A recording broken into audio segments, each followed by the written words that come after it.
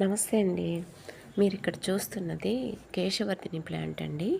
చూడండి వీటి ఫ్లవర్స్ కూడా ఎంత అందంగా ఉన్నాయో.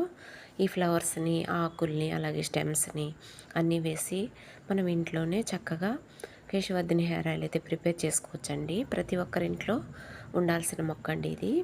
ఆ హెయిర్ ఆయిల్ యూస్ చేయటం వలన మన హెయిర్ గ్రోత్ బాగుంటుంది. అలాగే డాండ్రఫ్ కంట్రోల్ అవుతుంది. అలాగే వైట్ హెయిర్ త్వరగా రాకుండా కూడా నిరోధిస్తుందంటండి. చూడండి ఇదేమో మధుచాందిని ఫ్లవర్స్ అండి. ఇందాక చూసిందేమో చామంతి. లేట్గా పెట్టానన్నమాట, అందువల్ల లేట్గా పూస్తున్నాయి. ఈ మధుచాందిని ఫ్లవర్స్ అయితే వైట్ ఒకటే ఉందండి నా దగ్గర, ఎల్లో లేదు. చూడండి ఇది చైనీస్ వైలెట్ అండి, మీకు అందరికీ తెలుసు.